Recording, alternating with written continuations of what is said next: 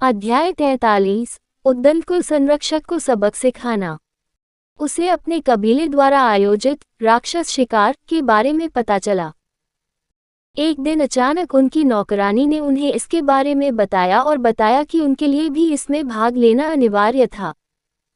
उन्होंने इस बारे में तर्क दिया कि वह अपनी ताकत के बावजूद कैसे प्रतिस्पर्धा नहीं कर पाएंगे, लेकिन एक जवाब मिला जिसमें कहा गया था कि कबीले के सभी उत्तराधिकारियों को भाग लेना होगा। युवा उत्तराधिकारियों का पालन पोषण करना उनके कबीले की एक लंबी परंपरा रही है और इस बात का जिक्र करने की ज़रूरत नहीं है कि इस आयोजन की उचित निगरानी की जाएगी ताकि यह सुनिश्चित किया जा सके कि बुजुर्गों द्वारा स्वयं किसी की मृत्यु न हो। कबीले के सभी उत्तराधिकारी उस कबीले की संभावित संपत्ति थे, इसलिए उन्हें शिकार में जल्दी ही मरने देना बेहद बेवकूफ़ी होगी जब वे भविष्य में ताकतवर बन सकते हैं। इस सब से ओलिवर को उलझन महसूस हुई। वे स्पष्ट रूप से जानते थे कि वह कितना प्रतिभाहीन था, लेकिन फिर भी उन्होंने उसे भाग लेने का आदेश दिया।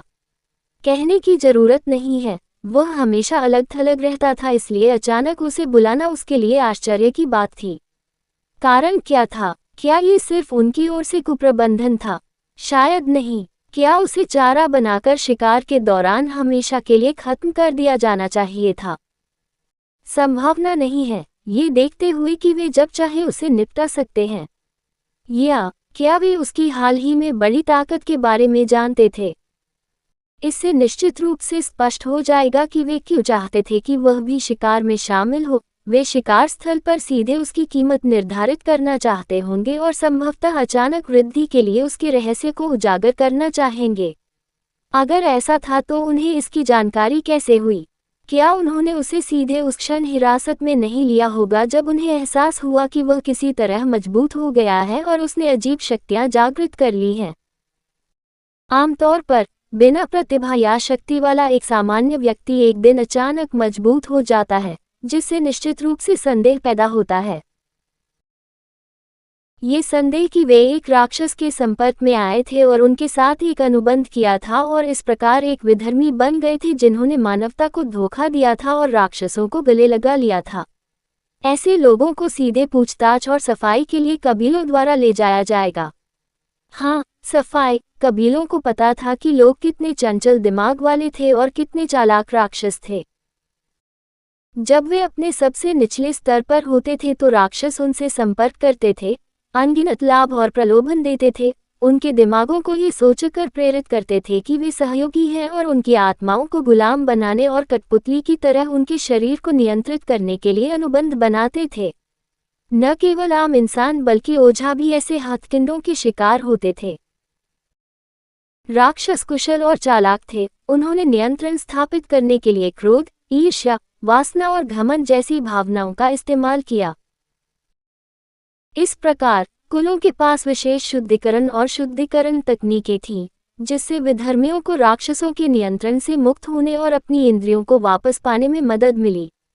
एक बार सफल होने पर राक्षस को या तो निर्वासित कर दिया गया या पकड़ लिया गया। बेशक राक्षसी उपस्थिति जितनी मजबूत थी, वह उतनी ही कठिन थी। कुल मिलाकर आशा की किरण ये थी कि उस पर विधर्मी होने का संदेह नहीं किया गया, जिससे उसके लिए चीज़ों को समझना और भी जटिल हो गया। वह समझ नहीं पा रहा था कि कबीले के कुलीन और बुजुर्ग उसके बारे में क्या सोच रहे हैं। क्या वे उसके विशेष अस्तित्व से परिचित थे या नहीं? वह जैसे ही सोच में डूबा था, उसे एक आवाज़ सुनाई दी, म्याऊं। उसने ऊपर देखा और आलसी सफ़ेद बिल्ली को अपने शरीर को फैलाते हुए जम्हाई लेते हुए देखा। उसने उसकी ओर देखा और अपना पंजा बढ़ाया मानो कुछ मांग रही हो। उसके चेहरे से पता चल रहा था कि वह क्या कहना चाहती थी। साफ साफ कह रहा था, समय हो गया है, जाओ और मेरा खाना बनाओ, तुम किस लिए ऊँघ रहे हो? ओलिवर ने अवाक होकर उसकी ओर देखा। आखिरकार उसे इसका कारण समझ में आया कि उसे भी शिकार में शामिल होने के लिए क्यों कहा गया था। ये सब इस बिल्ली की गलती थी। उसने शायद उम्मीदवारों की सूची में उसका नाम जोड़ने के लिए भी अपने अधिकार का इस्तेमाल किया था। अपने चेहरे के भावों को नियंत्रित करते हुए उसने एक तनावपूर्ण मुस्कान छोड़ी। वह इस समय अत्यधिक क्रोधित था। कबीले संरक्षक ने अवश्य ही अपने अधिकार का प्रयोग किया होगा, अन्यथा स्थिति को समझाने का कोई अन्य तरीका नहीं था। उसकी शक्तियां उजागर नहीं हुई थी और उसे अभी भी राक्षस शिकार कार्यक्रम में शामिल होने की आवश्यकता थी। वह मूर्ख होगा जो यह नहीं जानता कि अब ऐसा क्यों हुआ। और चटाई पर लेटे हुए उसे बेशर्मी से अपना पंजा बढ़ाते हुए देखने से उसका दिमाग खराब हो गया। उसने खुद को शांत करने के लिए एक गहरी सांस ली। तुम्हें खाना चाहिए, है ना? तुम्हारे अच्छे काम के कारण मैं आज तुम्हारे लिए एक विशेष दावत तैयार करूंगा। ओलिवर अजीब तरीके से मुस्कुराया और धीरे से उठते हुए घोषणा की। जब जिपी ने विशेष दावत के बारे में सुना तो उसके कान खड़े हो गए, क्योंकि उसके मुंह में लार बनने लगी। उसे स्वीकार करना पड़ा कि इस लड़के ने जो खाना बनाया वह काफी अच्छा था। हालांकि उसे समझ नहीं आया कि अच्छे काम से उसका क्या मतलब है।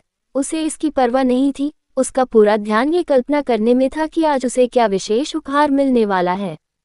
वह जो तैयार कर रहा था उसे आजमाने के लिए काफी उत्साहित थी। ओलिवर रसोई में गया और कुछ तैयार करने लगा। इस समय उसके चेहरे पर कोई भाव नहीं था। जैसे ही उसने एक सब्जी को 2 टुकड़ों में काटा, उसकी आंखें नम हो गईं। ये काफी डरावना था कि वह कितनी बेपरवाही से खाना बना रहा था।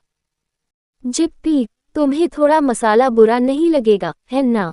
उसने धीमी आवाज में पूछा, जिसका जवाब बिल्ली ने भी धीमी म्याऊं से दिया। किसी कारण से बिल्ली को अपने दिल में एक अजीब सी ठंडक महसूस हुई जिसे वह समझ नहीं पाई। क्या राक्षस युद्ध के लिए तैयार हैं? उसने हैरानी से सोचा कि उसे अपने दिल में ये बुरा आभास क्यों हो रहा है, लेकिन उसने जल्द ही किसी भी समय युद्ध होने की धारणा को त्याग दिया। बहरहाल, उसने ओलिवर की ओर देखा और अपनी सहमति दे दी। उसे मसालेदार चीजें पसंद थीं।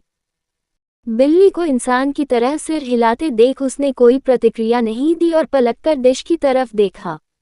उसके अलावा संदिग्ध लेबल वाली सॉस की 2 बोतलें थीं। यह अज्ञात था कि उन्हें कौन और किस उद्देश्य से लाया था। ओलिवर ने उन परिचित बोतलों को देखा और उसके दिमाग में दुकानदार के साथ इसके लिए सौदेबाजी करने और दुकान के मालिक द्वारा उसे बहुत कम मात्रा में उपयोग करने के लिए बार-बार दी गई चेतावनियों की यादें थीं। उसने बोतल उठाए और बिना रुके उसे डिश पर डाल दिया। डिश बनाते समय उसकी आंखों में रोशनी नहीं थी।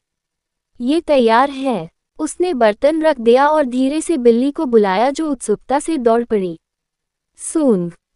बिल्ली ने सूंघा और महसूस किया कि किसी कारण से पकवान से अजीब गंध आ रही थी, लेकिन ओलिवर के मुस्कुराते और शांतिपूर्ण चेहरे पर नजर डालते हुए उसे लगा कि वह बहुत संवेदनशील हो रही है। तो ठीक है, चलो खो दो। क्रंच। उसने बहुत जोर से काट लिया। अगले ही पल एक विस्फोट हुआ। कहानी खत्म। अलविदा।